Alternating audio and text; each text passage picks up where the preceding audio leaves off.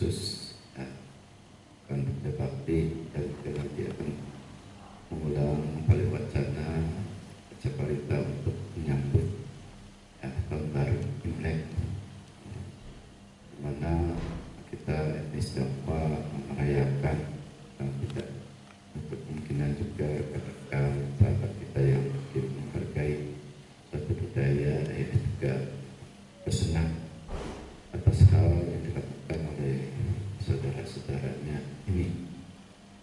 Ya, terutama pada generasi muda mungkin sudah tidak banyak mengetahui tentang perayaan tahun baru Imlek ya, terus apa ya, jarang mungkin menjelaskan ya tentang Imlek, Jepang segala apa. Karena generasi muda ya udah nggak tahu, dan generasi Gen Z ya, oh ini zaman dulu siapa, baby boom, kita yang tua.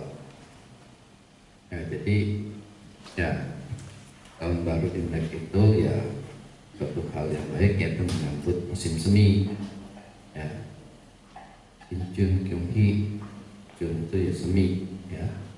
Nah, itu dirayakan jadi satu alasan. Kedua, kemudian ada alasan berikutnya kenapa jatuh Imlek itu tanggal Ciib, tanggal 1 bulan Ciague lunar ya.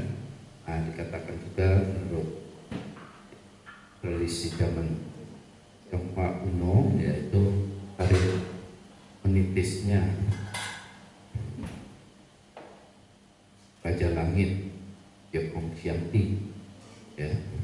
Nah, dalam Buddhis itu Dewa Saka menitis ke dunia. Nah, itu satu alasan.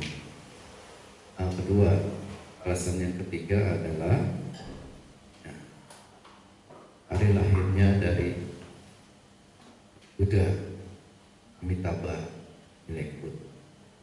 Kalau kita tahu secara Melekut itu Amitabha ya satu manifestasi dari salah satu sifat kemudahan ya, dan tanpa batas. Tanpa batas ini ya dhamma ya. Dan juga di Tionghoa, di negara Cina itu ada 4 musim ya. Ada musim tadi Chun, Hi, kemudian Chu sama Tong, Tang ya. Jadi 4 musim semi, nah, musim panas, musim hujan, dan musim dingin ya. Tuh. Nah, hal itu dilakukan ya. Nah, kebiasaan dalam melakukan tradisi ini ya tentu tidak terlepas dari pengharapan ya, harapan yang dilakukan. Nah, ini sering dicetuskan pengharapannya, semoga selama 4 musim ini selalu Peng'an apa? Selamat. Ada yang kamu selamat kan? Selamat sekolahnya, akhirnya lulus ya, ujiannya bisa diikuti dengan baik, mencapai prestasi. Itu kata-kata selamat ya. Sehat, sukses gitu. Kalau tidak sukses kan tidak selamat ya. Betul ya. Nah, jadi sebenarnya tradisi ini juga ya ada permaknaan ya. Itu apa? Ya pengharapan luhur. Nah, dimana seseorang yang melakukan kebaikan itu menaruh pengharapan luhur, karena mengetahui kondisi untuk mencapai keselamatan itu, keberkahan itu tidak ada jalan lain adalah mengupayakan hal-hal yang baik, yang bersesuaian dengan pengharapan yang ingin kita capai. Kalau ingin sehat, ya lakukan hal-hal yang baik. Apa? Menjaga makanannya, exercise, olahraga, kemudian menghindari hal-hal yang membahayakan diri kita, ya, tidak keluar malam, tidak mengkonsumsi obat-obatan yang terlarang, yang merusak tubuh kita. Nah, kalau mau Peng'an, ya Peng'an selamat, ya. Nah, jadi semoga 4 musim ini, ya, Sukwi Peng'an, ya, semoga selamat. Nah, tidak ada jalan lain, harus melakukan perbuatan yang baik. Nah, ini yang tergambar kalau Tidak, nah, kan generasi muda nggak punya altar abu ya, anda nggak ada ya, mami nggak ditaruh ya, cuma foto doang kan. Iya. Nah, tetapi ya tidak masalah ya, kita sering melakukan banyak hal-hal baik, yaitu ya, kita melakukan baca parita ya, malam Imlek misalnya kumpul dengan anak-anak baca parita, nah, memancarkan ya tadi naruh pengharapan luhur, nah, dengan mengerti bagaimana tadi supaya pengan, supaya selamat di 4 musim ini, terus bertekad melakukan upaya-upaya yang baik yang sesuai dengan pengharapan itu ya. Itu kalau di tradisi ya nanti ada lagi tertulis lagi mohon dimui ya. Semoga lima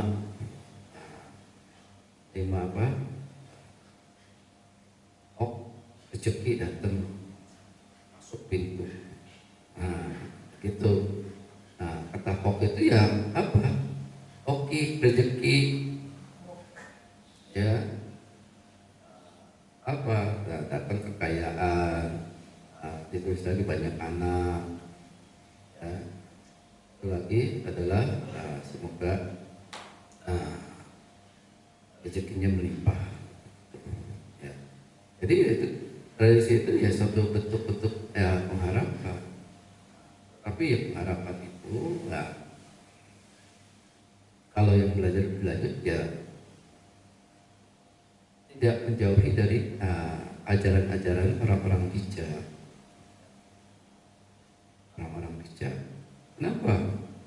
Ajaran Guru Agung Sang Buddha itu mudah sekali meresap dalam tradisi Tionghoa. Ada yang tahu? Ada yang tahu ya? Nah, karena ajaran dari etnis Tionghoa sendiri, kenapa bisa masuk? Karena sudah melampaui juga tataran-tataran yang sudah ada dalam Buddhis, terutama dalam sisi moralitas. Nah ini nanti bercerita hal yang diceritakan oleh mendiang pendiri Dhamma Cakuk, Diang Pak Hendri. Ya, beliau tuh waktu itu membaca majalah dari majalah Jerman, ya, yang menulis adalah Bhikkhu Narada. Kenapa Buddhism itu bisa mampu masuk ke dalam tradisi Tionghoa dengan mudah, bahkan diterima sebagai budaya Tionghoa ya, karena apa yang terkandung dalam ajaran Guru Agung itu dalam kehidupan keseharian mereka itu sudah ada, sudah meresap. Jadi mudah kita, hanya yang membedakan apa kata Bhikkhu Narada, karena di dalam kebudayaan seperti China dulu, Tionghoa dulu itu adalah Konghucu dan Tao ya, tetapi dalam satu ajaran yang belum terdapat yaitu tentang anatta. Tapi ya itu agak sedikit konspirasi juga orang tua, ini agama saya ya, agama kita. Tapi sebenarnya apa?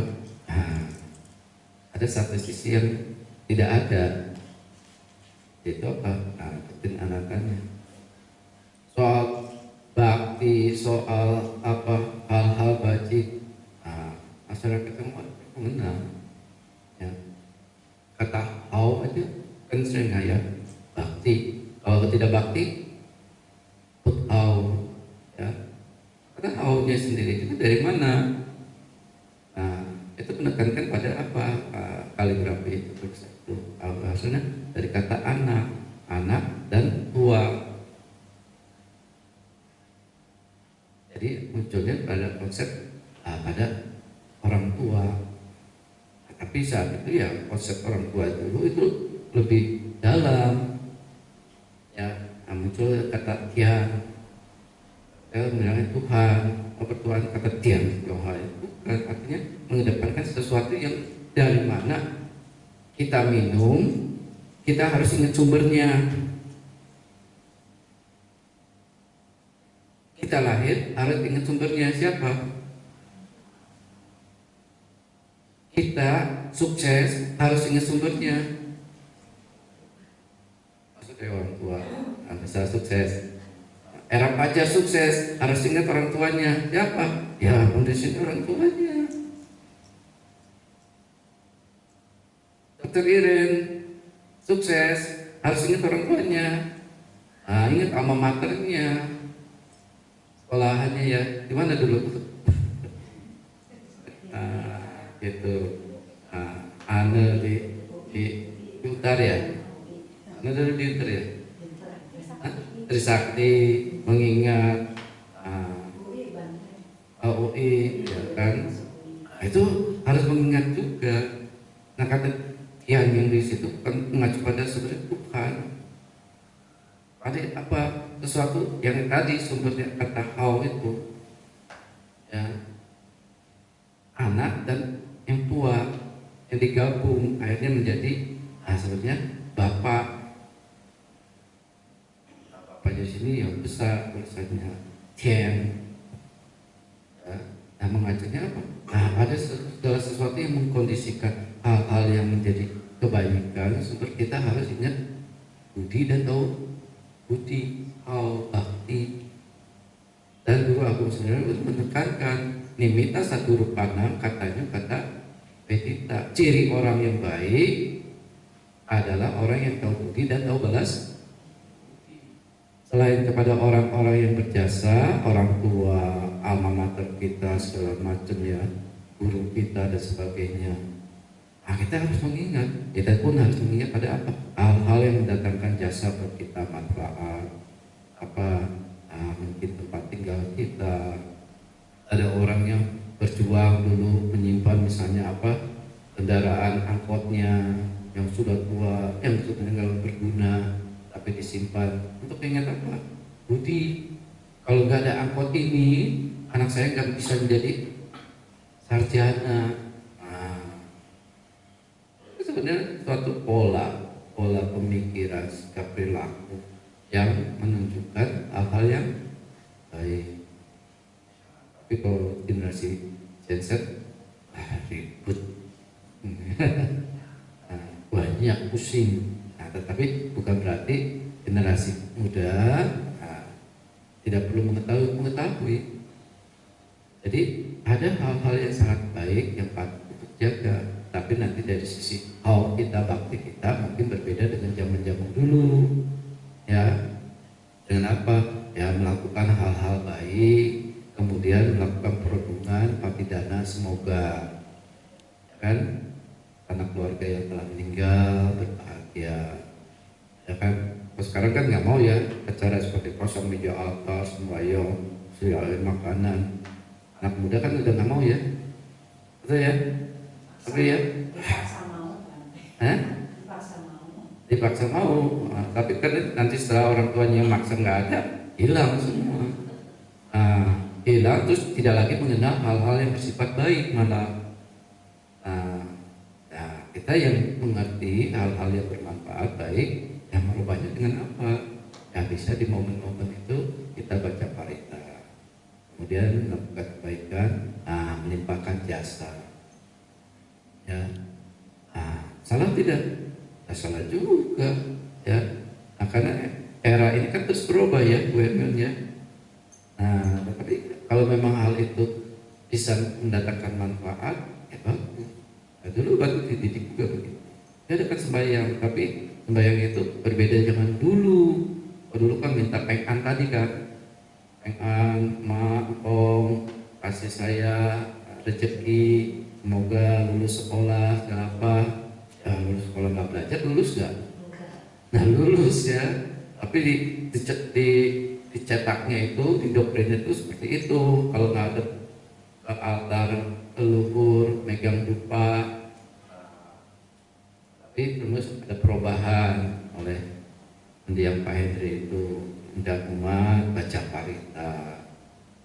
Ya, walaupun ada persembahan sajian baca parita, baca parita melakukan patidana, merenungkan semoga sanak keluarga yang telah meninggal bersenang.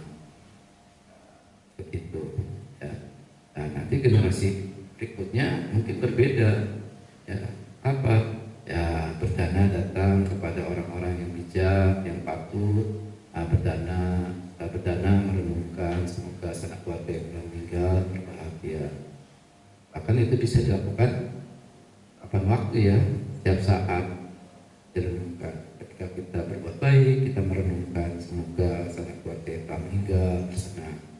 Nah, itulah yang bagaimana kalau kita melihat hal-hal yang mungkin bilang tabu, sudah ketinggalan zaman, tapi memiliki nilai-nilai yang sesungguhnya sesuai terkandung juga dalam budaya sasana.